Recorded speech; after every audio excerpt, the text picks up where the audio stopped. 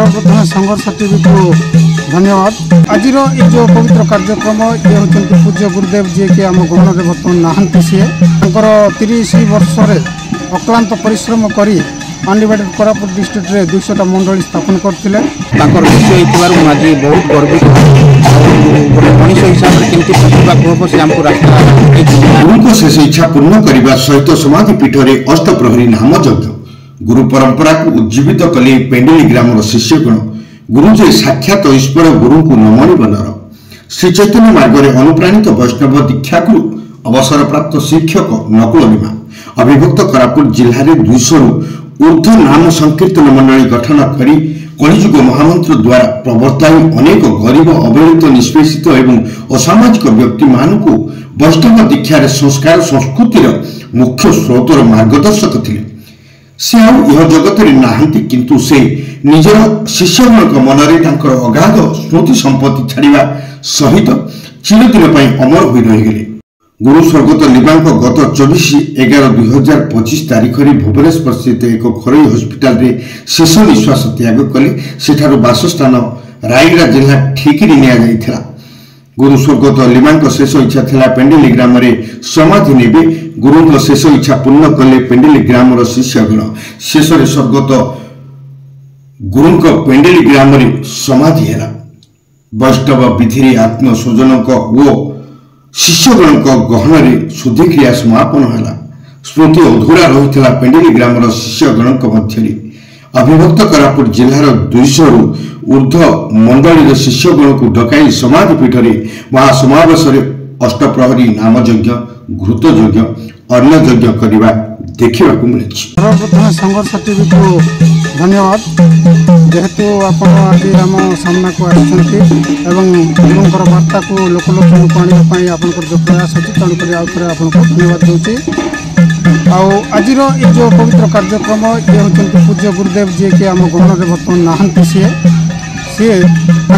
30 वर्ष अक्लांत परिश्रम करी अनडिवाइडेड कोरापुट डिस्ट्रिक्ट रे 200टा मंडली स्थापन करथिले।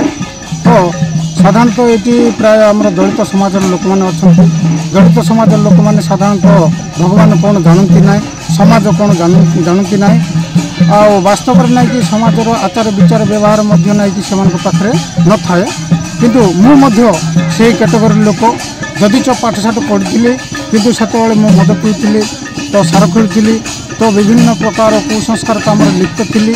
तो मुझे लिप्त थी मोर प्राय 200टा मंडली प्राय आमती अनेक लोक थे किंतु पूज्य गुरुदेव से पवित्र हस्तरे बाणी द्वारा ये समस्त को से रास्तार मुकुले नहीं समाज मुख्य स्रोत सी आमको सामिल कर।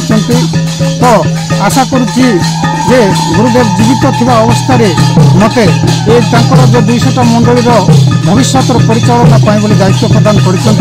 तो वर्तमान ठारू मोर दायित्व आरंभ होती तेणु मु जीवित थिबा पर्यंत गुरुंकर आदेश को निश्चित भाव में पालन करने को चेष्टा करी गुरुंकर टेक रखापी आम अनडिवाइडेड कोरापुट डिस्ट्रिक्ट 200टा मंडली अच्छु समस्ते मिलमिशि गुरुंकर टेक आगे निश्चित भाव में ख्याति को बढ़े।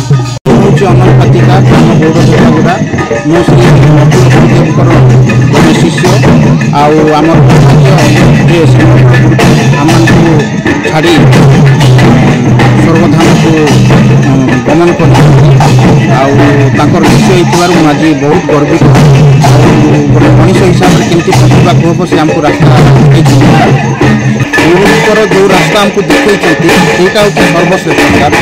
आम तो एमती एक मनुष्य भाया बंचुले आम जाति गोटे दलित किंतु दलित हेल्ले आमको माने बारण जिला मंदिर ये जो महामंत्र पूजा पाठ ये सब बारण जिला सत्वे गुरु आमको यही रास्ता जो देखला आम जीवन शैली परिवर्तन है। आम ठीक कौन भूल कौन जापारे आ गुरु जो माने शिक्षा देते जो रास्ता देखते आम जीवन दिना पर्यंत आम पार पर्यंत चेष्टा करूँ गुरुंर नाम गुरुंर रास्ता गुरुंर मार्ग में आम चलती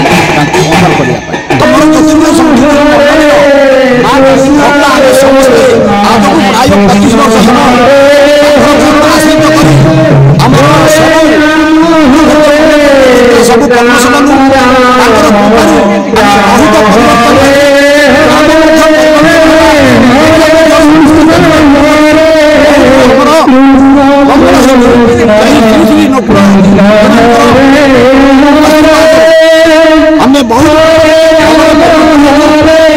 ନାଇଡୁ